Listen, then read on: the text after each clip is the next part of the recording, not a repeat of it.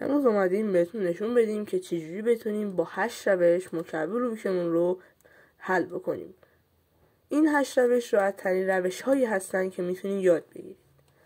خب بریم برای روش اول. روش اول به این صورته که ما باید یکی از رنگ ها رو به عنوان رنگ مرکزیمون انتخاب بکنیم. مثلا به طور مثال رنگ سفید رو من به عنوان رنگ مرکزی انتخاب میکنم.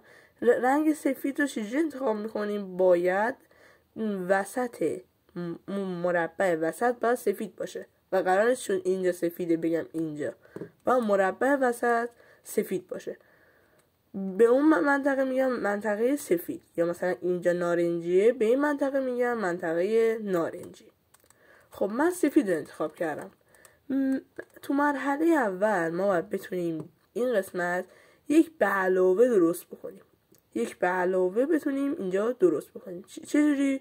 با چرخش بتونیم اینا رو با چرخش هر قسمت روبیک بتونیم مربعمون به علاوه‌مون رو درست بکنیم. چجوری؟ مثلا اینجا باید این رو بچرخونیم یه پله بیاد بالا. این تقریبا یکی از راه‌های یکیش رو کامل کردیم. میریم بعدی میچرخیم میگردیم میبینیم اینجا بازم یکی است، با یه چرخش میاریم بالا. دوباره میگردیم دوباره این قسمت با یه چرخش میاد بالا. میگردیم این رفته زیر. خب چجوری باید بیاریم؟ پایین باید بچرخه در منطقه‌ای که مهره مهم نداریم. من این و این و این و این پایینیش مهرهای مهممونن، یعنی نباید تغییر بکنم. پس میاریم اینجا که مهره مهم نیست. تو این سطح یه دونه چرخش میزنیم این اومد بالا، دوباره یه چرخش دیگه میزنیم میاد سرش. ما الان تونستیم مرحله اول رو از ساختن مکعب روبیک حل بکنیم. بریم برای مرحله بعدی. مرحله بعدی باید بتونیم این قسمت رو، یعنی ما قسمت سفید که انتخاب کرده بودیم پایین بگیریم. این قسمت ها مثلا اینجا نارنجیه پایینش نارنجی باید قرار بگیریم. مثلا اینجا درسته، اینجا درسته، اینجا غلطه، اینجا هم غلط. باید چی کار بکنیم؟ ما اینو میگیریم پایین سفیدمون رو. موقعی که میخوایم این مرحله انجام بدیم یه دونه این شکلی یه دونه این شکلی، مهم نیست هم بخوره، باید هم بخوره بیاد بالا. یه دونه سفید از مهرهای مهممون اومد بالا. پایینی چیه؟ آبی. میچرخونیم میریم سر قسمت آبی، میچرخونیم رسیدیم به قسمت آبی. خب موقعی که رسیدیم به قسمت آبی میچرخونیم به سر جاش. یعنی اگه ما اینو به این صورت آوردیم میچرخونیم میره سر جاش. میبینیم یه مهره سفید دیگه هم اومد، پس یعنی هنوز ادامه داره. این نارنجی پایینش، میچرخونیم میریم سر نارنجی. خب حالا رفتیم سر نارنجی میچرخونیم میره سر جاش. میبینیم دیگه سفید نیومد، اینجا حساب نمیشه، فقط وسط. میبینیم دیگه سفید نیومد، نگاه میکنیم به مربعمون هم نخورده، میبینیم نه، پس ما هیچ جای اشتباه نرفتیم، بلکه اینا رو درست کردیم، جایی هم اشتباه نرفتیم. پس ما یعنی مرحله دوم از ساختن مکعب روبیکمون رو حل کردیم. بریم برای مرحله سوم. مرحله سوم ما باید بتونیم کاملا اینا رو حل بکنیم. یعنی مثلا اینجا که ما سفید رو در نظر گرفتیم، یعنی اینجا اینجا اینجا سفید بشه، یعنی این قسمت سفید باشه. چیکار میکنیم؟ میگیم که دنبال یه سفید میگردیم این گوشا که در قسمت پایین باشه. میچرخیم اینجا یه دونه سفید هست که در قسمت پایینه. خب چیکار باید بکنیم بیاد بالا؟ اول اینکه هر قسمتی نباید سفیدا رو بزنیم سر جاش. مثلا الان این خود سفید یه قسمت داره، قسمت سبز و نارنجی. الان اینجا میگیم که تو قسمت سبز هست ولی تو قسمت نارنجی نیست، میچرخونیم یه دونه. الان اینجا توی سبز هستش و این قسمت هم توی نارنجی هست، پس موقعیت مکانی سفیدمون درسته. حالا بگیم در کدوم قسمت از روبیکمون قرار داره؟ در قسمت پایین سمت چپ. خب موقعی که ما اینو میخوایم بیاریم بالا میگیم این قسمتش پایین چپه، پس ما برعکس اینو بریم اول. میگیم که پس برعکسش چیه؟ پایین چپ میشه بالا راست. خب آقا این که هم خورد. خب حالا خودش چی بود؟ پایین چپ. دوباره اینجا رو پایین، اینم میریم چپ. میبینیم این جایگزین شد، این جایگزین شد. یه سفید دیگه اومد. خب موقعیت مکانی این سفیدمون چیه؟ نارنجی و آبی. این خب تو نارنجی هست ولی آبی نیست، میچرخونیم سر آبی. خب پس چیکار باید بکنیم؟ اینجا هم نارنجی. موقعیت مکانیش کجاست؟ پایین چپ. بعد میگیم چیکار میکنیم؟ میگیم بالا راست. اون که خلافش بود بالا راست، حالا خودش چی بود؟ پایین چپ. خب درست شد. میریم برای که کامل بکنیم بقیه رو. چیکار میکنیم؟ میگیم آقا دی پایین چیزی دیگه ای نداریم، باید از اینجا، یعنی در از اینجا بیاریم بالا. چیکار میکنیم؟ میگیم که اول اینو میاریم در قسمت خالی، یعنی اینجا خالیه، بس اینو یه دونه میکشیم پایین، اینو میدیم بغل، میاد بالا، اومد اینجا. خب موقعیت مکانی این سفیدمون چیه؟ موقعیت مکانی این سفیدمون که نگاه میکنیم میگیم خب قرمز و سبزه، میچرخونیم تا به قرمز و سبز، به قرمز رسیدیم و این هم سبز. موقعیت مکانی پایین راست، بالا چپ پس شد، پایین راست.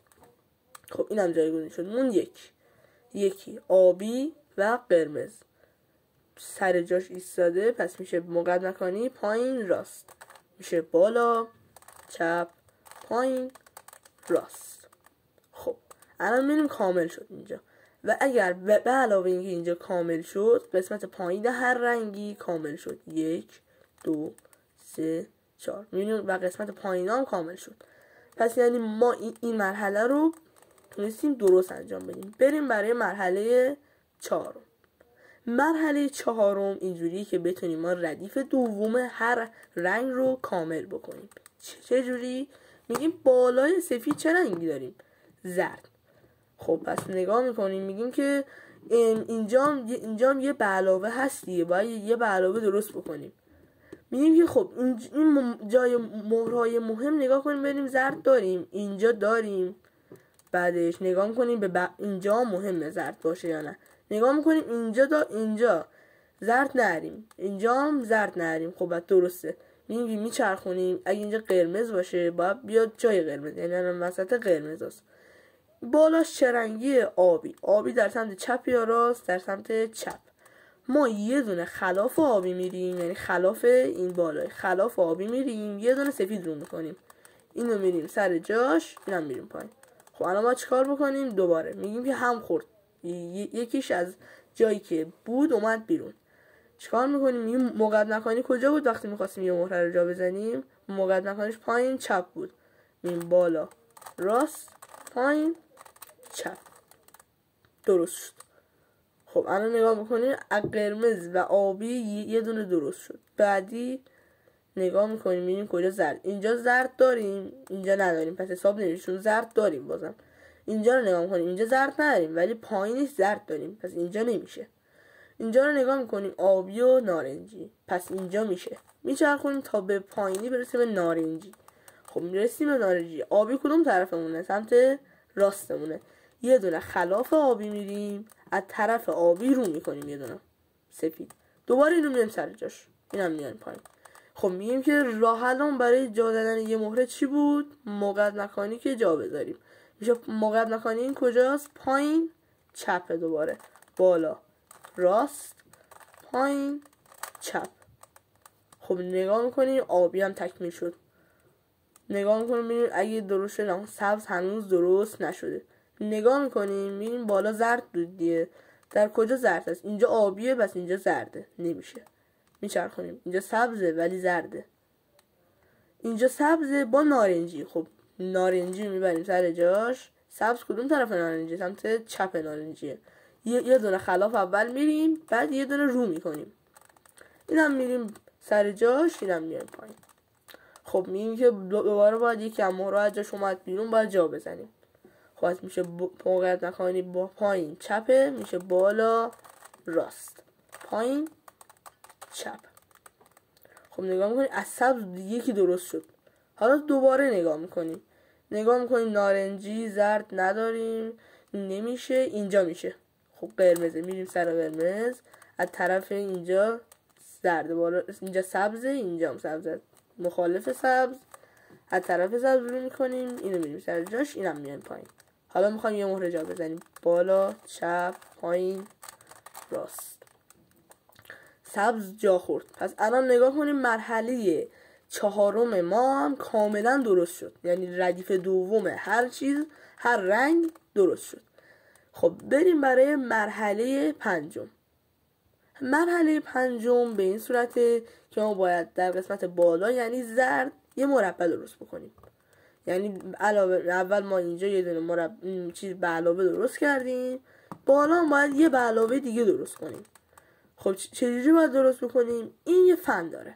نگاه میکنیم میگیم که آقا فن این چیه؟ یه دونه به این صورت میچرخونیم، یه دونه سفید از این طرف رو میکنیم، اینو میگیریم رو به رومون، یه مورد رو این شکلی میچرخونیم. خب اینو میریم تا طرف همون، اینو میایم بالا، اینو میریم سر جاش، اینو میایم پایین، اینم میریم بالا. نگاه میکنیم زرد درست شد خود به خود. حالا ممکنه شما با یه بار انجام دادن این درست نشه، باید چند بار این حرکت رو تکرار بکنین تا خود به خود درست بشه. ولی من اینجا دیدیم با یه حرکت تونستم درست کنم. پس این قسمت رو خوب تمرین بکنین، یکی از مهمترین قسمت هاست که ممکنه چند بار امتحان کنین، ممکنه خیلی امتحان کنین نتونین مربع رو درست کنین، انقدر باید بزنید تا درست بشه. خب یعنی ما الان مرحله 5 هم درست شد. میریم سراغ مرحله 6. چیکار باید بکنیم؟ یعنی باید این قسمت هر رنگ رو این وسطش رو جا بزنیم. نه اینجا نداره، اینجا نداره، اینجا نداره. به این مرحله باید خوب دقت بکنیم. یه رنگ رو به الگو میگیریم به صورت مثلا نارنجی رو میگیریم جلوی خودمون. نارنجی میگیریم جلوی خودمون، میگیم رنگ پشتش چیه؟ آب، قرمز. درسته. پس اشتباهه، نباید یکی درست نباید باشه. میچرخونیم میبریم سر این درسته، پشتش چیه؟ آبی. درسته. این مرحله هم اشتباهه. دوباره نارنجی میچرخونیم، پشتش چیه؟ قرمز. اشتباهه. میچرخونیم سر آبی و آخرین بار نگاه کنیم غلطه. خب میبینیم آقا همش غلط شد، چیکار باید بکنیم تا درست بشه؟ یه بار اینو تکرار میکنیم که هم بخورن. یعنی چی؟ اول یه دونه این شکلی رو میکنیم، اینو میریم اینجا، اینو میایم پایین، یکی دیگه میریم، میایم بالا، 1 2 اینو سرجاش میریم. خب الان کاملا هم خورد. خب ما میچرخیم دنبالی که یکی درست باشه. مثلا ما مهرمونو گرفتیم آبی، نگاه میکنیم این پشتیش غلطه، اما اینجا نارنجی درسته، نباید درست باشه. میچرخونیم دوباره. خب میچرخونیم تا نگاه کنیم یه رنگ دیگه، مثلا قرمز، میچرخونیم تا قرمز بیاد سر جاش. نگاه میکنیم این رنگ دیگه درست نیست، نه پشتیش درست نیست. پس ما قرمز رو در نظر میگیریم که هیچ وسطی درست نداریم. وقتی این میاد سر جاش، قرمز میاد سر جاش، خب میگیم رنگ پشتیش چیه؟ نارنجی وسطش در کدوم قسمت قرار داره؟ چپ یا راست؟ در قسمت راست قرار داره. از طرف نارنجی یعنی جایی که وسط نارنجی هست یه دونه سفید رو میکنیم، اینو خلاف اون سفیدی که رو کردیم میریم، اینو میایم پایین، دوباره یکی میریم، میایم بالا، بعد در آخرم 2 تا میایم سر جاش. الان نگاه دقت بکنی همه درست شد. قرمز درست شد، آبی درست شد، نارنجی درست و سبز هم درست شد. خب ما یعنی با این حرکت که انجام دادیم تونستیم مرحله 6 هم حل بکنیم. میریم سراغ مرحله 7. مرحله 7 به این صورته که ما باید گوشه هاش رو جابجایی بکنیم. یعنی اینجا باید به در قسمت درستش نگاه میکنیم، میبینیم که باید یکی از گوشه ها درست باشه. به هر حال نگاه میکنیم این غلطه، نه این زرد رو اصلا چون بالای در نظر نمیگیریم، میگیم اینجا چه رنگایی هست؟ آبی و قرمز. اینجا چیه؟ آبی نارنجی، جاش اشتباه. اینا نگاه میکنیم میبینیم این هم درسته، این درسته، ولی مثلا خب ممکنه این مثلا اینجا زرد باشه، اینجا نارنجی، ولی به هر حال درست حساب میشه چون در جای درستی قرار گرفته. خب این مهرمون رو میگیریم درست، سمت چپ و راستش رو نگاه میکنیم، نگاه سمت چپش اینجا نارنجی و آبی هست. اگه ما فکر بکنیم اینو برداریم بذاریم اینجا درست میشه نارنجی آبی، بله درست میشه. پس این طرف اون میشه درست، این طرف اون میشه غلط. این شکلی این طرف درست، این طرف غلط. از طرف غلط به پشتمون یه دونه سفید رو میکنیم، نگاه کنیم اینجا رو شد، یه دونه سفید رو میکنیم میاریم این سمت، بعد سمت درستمون سفید رو میکنیم، اینو میریم سر جاش غلط رو میاریم پایین، اینو میریم سر جاش درست رو میاریم پایین. چون اینا به هم بخوره بسته، ولی با یه چرخش میاد سر جاشون دوباره. خب آقا الان چی شد؟ دقت بکنیم ببینیم درست شدن یا نه. نگاه میکنیم ببینیم سبز و قرمز جاش درست، قرمز آبی جاش درست، نارنجی آبی جاش درست و نارنجی و سبز که جاش درست. پس ما مرحله هفتممون رو هم با این روش درست کردیم. خب بریم برای مرحله هشتم و مرحله آخر ما. خب مرحله آخر به این صورته که باید بتونیم کل اینا رو درست بکنیم. چجوری؟ ما باید اول ما اگه میخواستیم یک مهره رو جا بزنیم چیکار میکردیم؟ میگفتیم موقعیت مکانی پیدا میکردیم، یه دونه خلافش یه دونه خودش رو میزدیم میومد سر جاش. خب ما الان دو تا رنگ در نظر میگیریم، به صورت مثلا من آبی و قرمز رو در نظر میگیرم. خب باید ما نگاه میکنیم زرد بالا چی داریم، زرد بالا نه پایین، زرد بالا چی داریم. باید بیاریم تو محدوده قرمز و آبی. الان مثلا تو قرمز هست، تو محدوده قرمز و سبزه، باید بیاریم تو قرمز و آبی. میتونید هر رنگی جزء محدودتون بکنید. خب یعنی باید میتونید هر رنگی جزء محدودتون بکنید. من مثلا قرمز و آبی انتخاب کردم، میارم میچرخونم محدوده قرمز و آبی. خب میگم موقعیت مکانی این کجاست؟ ما اول فکر میکنیم این زرد این پایین قرار داره. موقعیت مکانیش چی بودین؟ پایین راست، این بالا چپ پایین راست. دیگه دقت نمی‌کنیم هم بخوره یا نه. سفید هم خورد دیگه درسته. خب میگه جدی زرد اومد پایین. خب بس موقعیت مکانی چی بود؟ پایین راست میشه بالا چپ پایین راست، اون رفت سر جاش. خب محدودمون چی بود؟ هیچ وقت یادم نره، قرمز و آبی.